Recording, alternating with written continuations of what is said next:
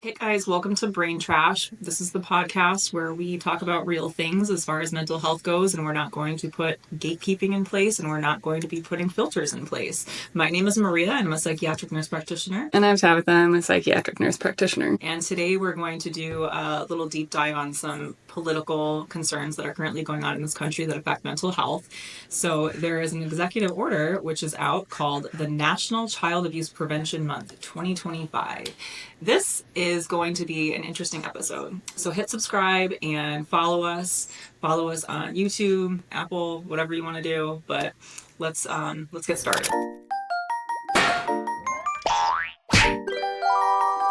So April 3rd, Trump put out a new executive order called National Child Abuse Prevention Month 2025. This sounds incredible, right? Because we're like, we love kids. We don't want kids to be abused. I've worked in community mental health and I've seen more cases of child abuse than you could probably imagine, and how like deep and disgusting people can be. I've seen it all. And I was like, okay, this can't be that bad. But then when you start to read through it, it becomes a little bit more, it takes that left turn that we would expect with the Trump administration. So we're looking at, let's pledge to bring every abuser, predator, evildoer who threatens the health and safety of our children to swift justice, right? Cool. But then we start moving into, what do we got here? There's no substitute for a strong mother and father. For this reason, I'm working every day to fortify our families and embolden our nation's children to live their lives full of happiness, health, and success that they so dearly deserve. By doing this, we can reduce the risk of depression, suicide, substance abuse, and developmental challenges of our youth. So we have a little bit of issues starting here, right? But then we become a little bit out there and untrue. We're gonna have some fact checking. So sadly, one of the most prevalent forms of child abuse facing our country today is the sinister threat of gender ideology. Proponents of the gender ideology movement are outrageously indoctrinating our children with the devastating lie that they are trapped in the wrong body, and that the only way they can be truly happy is to alter their sex with hormone therapy, puberty blockers, and sexual mutilation surgery. The evil and backwards lies of gender insanity are robbing our children of their happiness, health, and freedom, while imposing unimaginable heartbreak on parents and families. This part is beautiful right here. My message to every American child is simple. You are perfect exactly the way God made you. And you don't want to read it out loud. Yeah. And so, like, why would we need to, like, use self-tanner or hairspray or, get haircuts or wear makeup or any of that if God made us perfectly? We don't need any of that, right? Why can you have a boob job at 18 then? Like, why is that okay? Mm-hmm. Oh, you can get one before 18 with parental consent. Yeah. Oh, okay. Well, okay. So now we have boob jobs before then. We're altering our bodies the way Trump probably wants children to look would be the problem. So like, we're going to do a little fact checking here. In my entire career of working with child abuse, have never seen anyone come to me and say, I have been abused or traumatized by my parents allowing me to transition. I've never encountered it. What I have encountered is a lot of my brother raped me, my dad raped me, I got molested by someone in my family, I got molested by a cousin, I got beat by someone in my family. I haven't had food or water, or like I've been deprived in some way, like, psychological abuse, verbal abuse. Like I've encountered like faces being deformed by, physical abuse and like mutilation, strangling, choking, bruising.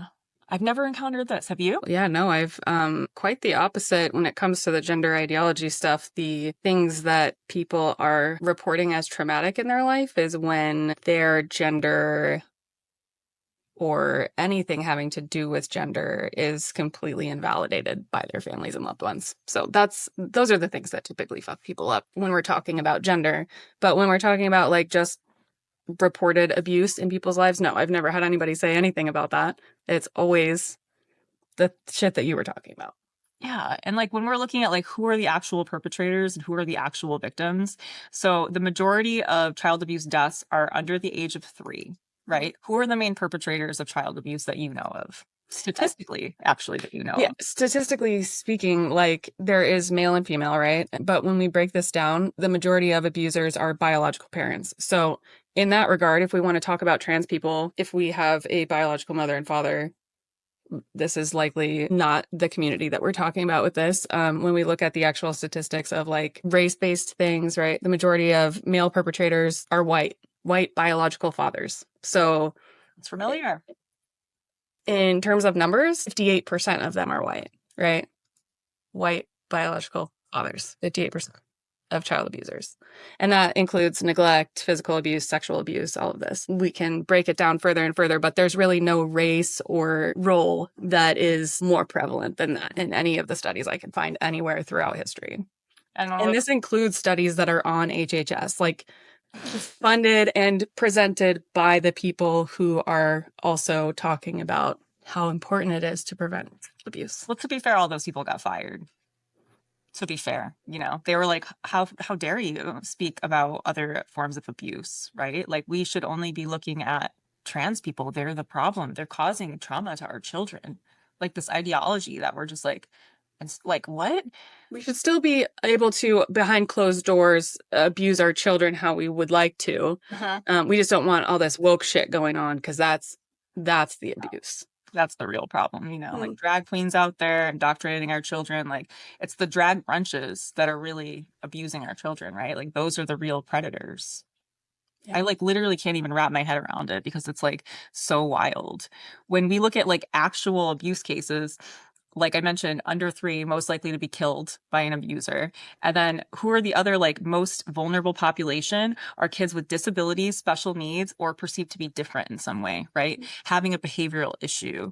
And what happens with trauma is it creates more behavioral issues in children, because they become we get brain changes that cause them to just become like totally dysregulated, and they become violent, right? Like, they become aggressive, or they become like to the point of like suicidal and self-harming. As it said, like, there are like repercussions: substance use, mental health, depression, suicide. Yes. But we're not looking at like people who regret transitioning as the people. Like, we're looking at the special needs kids that the Department of Education just got defunded. That's going to fuck them. That's what we're looking at. Like, we're looking at like who are going to be the abusers, as you mentioned, white men, right? And then also people who are unemployed. We just fired a shit ton of people. Everyone's losing their job in the government. That's going to cause abuse. Financial poverty, lack of access to care. All of that. And like, we just cut billions, 11 billion from substance use. Again, another factor. And mental health services. Like, those are the factors. But when we look at stuff like this, it really is like in an objective form, if we zoom out and look at all of the shit that's going on right now, is the cohesive use of language that invalidates the experience of anybody who is not just neurotypical white cisgender humans. And this is really evident, right? We look at this and we go, oh, this is such a great thing to do. Let's prevent child abuse. But then the language is so dicey, and it gets worse and worse as you go on, right? And this isn't meant to actually prevent child abuse. This is meant to make sure that the rhetoric surrounding it is really focused on these issues that they want to stay at the forefront. Like, let's scapegoat, and here's our scapegoat. And then like further into it, right? Like, as you're saying, this is like they're creating the rhetoric around it. So to further protect our children, I have taken historic action to secure our southern border and end child trafficking. I'm working diligently to make our young people healthy again. This is, again, not a prevalent form of abuse. We don't see the cartel coming to take children into Mexico as a prevalent form. Like, securing the border, like, you and I have lived and still live in a border state. That's not a problem in Arizona. Like, it's just not. My brain. And that's the thing, right? If we really want to change the outcomes of these things, it would make more sense to start with the most prevalent, right? The things that are actually affecting the outcomes for children, actually affecting the outcomes for any human, really. But the way that these things are framed, I mean, even when you talk about the defunding substance abuse stuff, right? Like, it used to be SAMHSA. Now they're going to rename it Association for a Healthy America. So what we're doing is we're just like, hey, if we don't talk about substance abuse and mental health, we'll just pretend America's healthy. Everybody's healthy. See, we're putting all this effort into everybody just being healthy. It doesn't exist. Don't look at it. It's not there. I didn't even know that they were going to rename that. That's Oh, yeah. And like, the timing of this is really important too, because March 31st was Trans Visibility Day. And then they move into, let's make a whole month to demonize trans people, right? And trans children. Like, the most sinister threat of gender ideology. Like, really? Sinister. Sinister. That's it. That's the threat. Because here's the thing, right? They're also going into looking at hormone therapy, puberty blockers, sexual mutilation surgery. When we really look at how prevalent this is, it's not anywhere close to as prevalent as the amount of attention it's getting.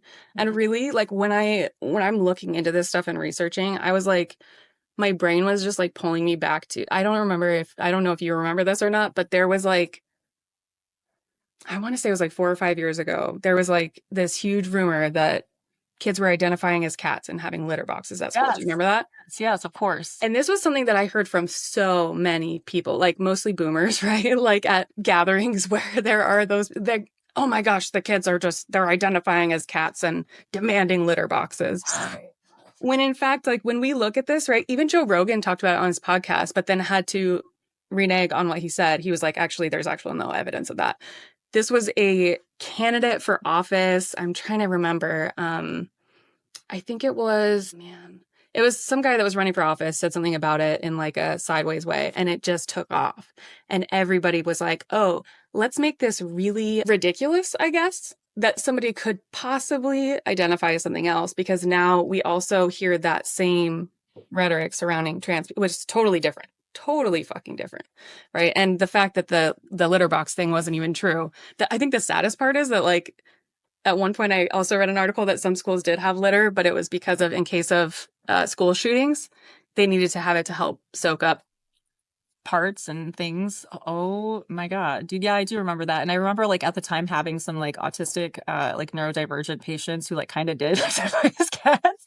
But like it wasn't like I need to go home and have a litter box. They're just kind of Right. like doing like the cosplay thing or kind of like they're just kind of vibing out like loving cats. And like that's totally cool. You can have your persona, but it's almost to the point of like, remember when they used to compare gay marriage to marrying a car or an animal? They're like, well, you can marry a monkey, you can marry whatever you want now. So I guess women can get married or men can get married because you can marry an animal. So it's kind of like that dehumanizing thing that we're having again. It's just kind of, it's wild. We use this type of language surrounding, well, I shouldn't say we, they use this type, and it's across the board. I mean, honestly, if it wasn't so fucking horrific, I'd be like, wow, this is like a master class in how to just fucking undermine everything ever. But connecting it to this type of language and then dehumanizing it, invalidating it, it just keeps on driving that same purpose home of like, hey, we're just going to keep the attention here. Because when we look at the numbers of like how many kids actually get any type of hormone therapy, puberty blockers, surgery, any of that, first of all, it's very low. But also to think that any healthcare provider is having like a 10-year-old walk in and be like, hi, I am a girl doing no any background, anything, no therapy, no talking to the parents, anything, and just saying like, let's do a breast augmentation and a vaginoplasty. Yep. Like, And here's your hormones. and here's your, like, You don't need to answer any questions. Do you want hormones? Are you feeling to a little think that, in your body? Hormones. right, to think that any provider is doing this right off the bat with no other anything is absolutely insane, right? But to think that a child and their family come to a position where they are willing to do something like that and have had the conversations necessary and have talked about long-term implications, short-term implications, side effects of not doing it, right? And have discussed the risk versus benefit with their provider and have decided to take that step. They don't get there lightly. It's not just like, oh yeah, everybody's just going to like decide they're, the other gender and get surgery when they're 12 and it's fine. And now we have this sinister threat of all these kids with boobs. Like, God. what? God forbid. God forbid. What are the actual statistics? Because you looked this up. Oh yeah, sorry. I was gonna say that and then I got a little too hyped. Actual statistics. So the actual amount of gender affirming care that takes place is less than 0.1% of our youth. Is it 0.1%. So like point, you said 4 0 0 0 0 0 2. Oh, yeah, no, that's different. So that's a different one. Yeah.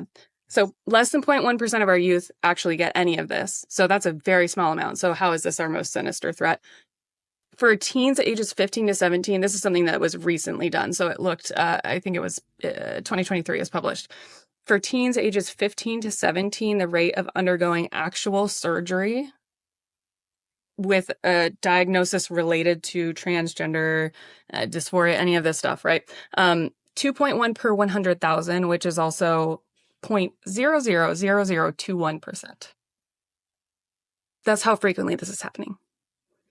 So we have that. And then we have this fear of what do people need to detransition? And they have all of these side effects, right?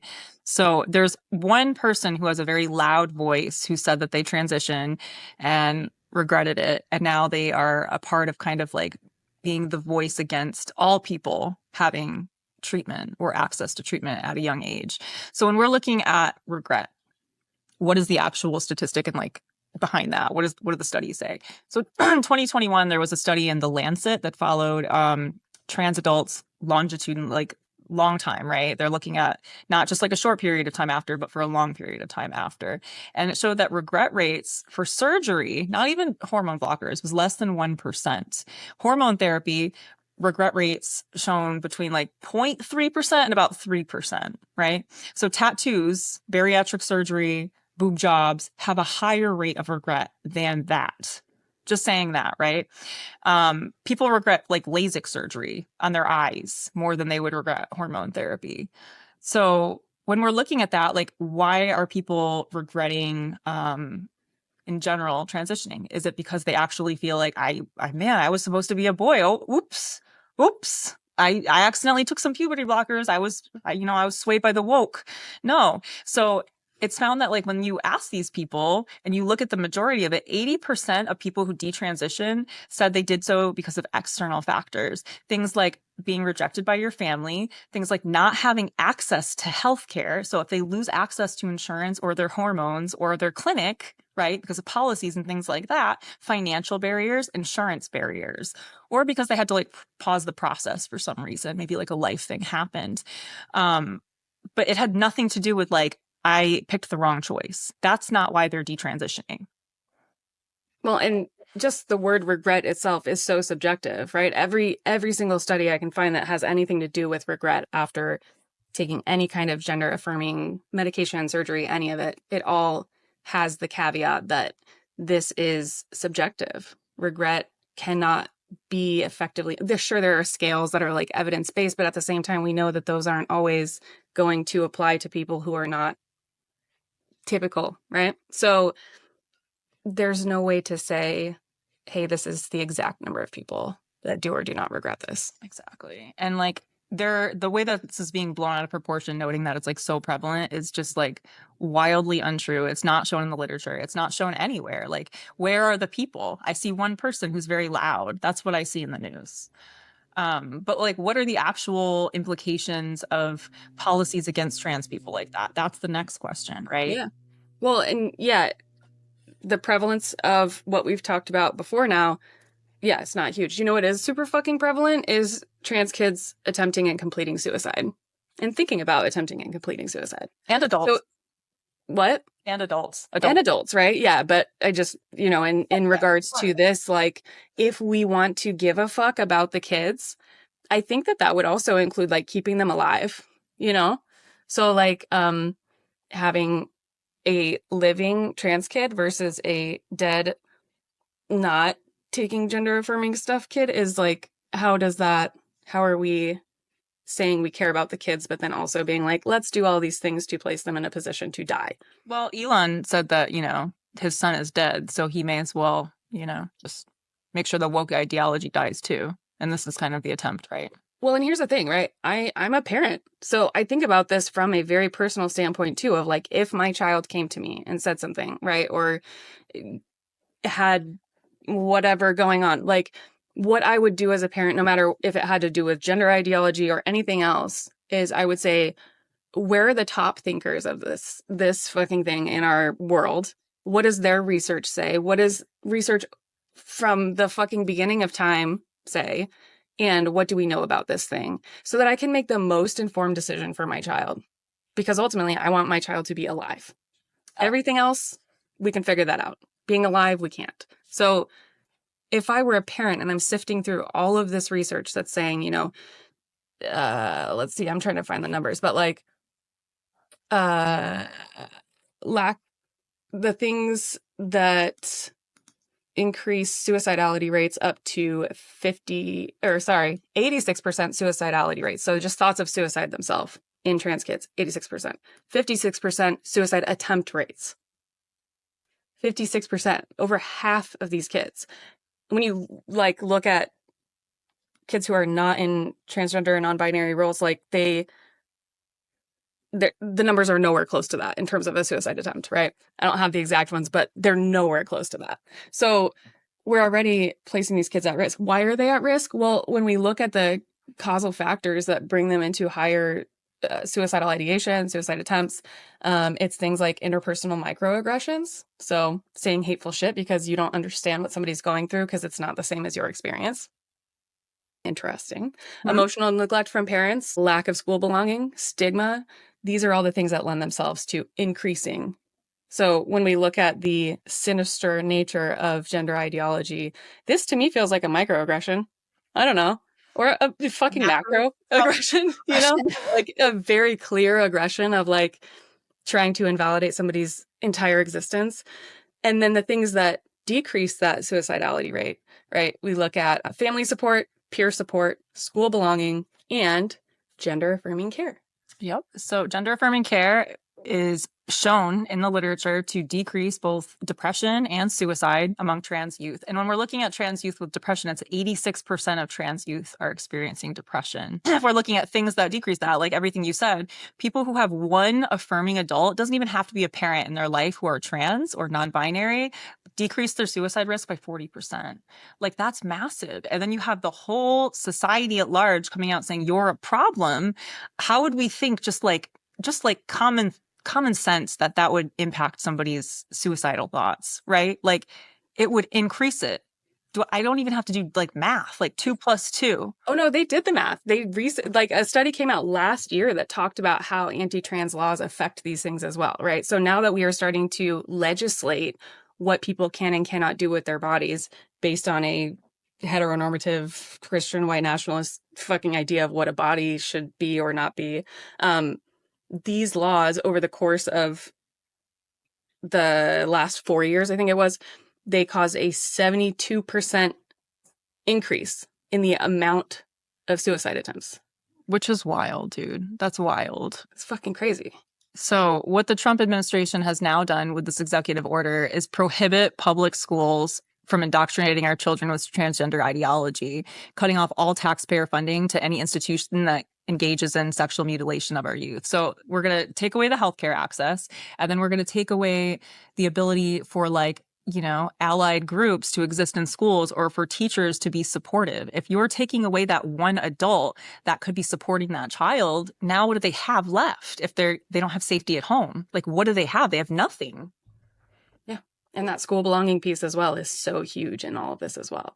So this also with them doing this in terms of the, hey, you're going to be in trouble if you're mutilating kids or abusing them or whatever. Right now, providers are really afraid to give care that could be misconstrued as gender affirming, right? So this is the whole idea behind this language, is how do we scare people into not doing this anymore because we don't agree with it, right?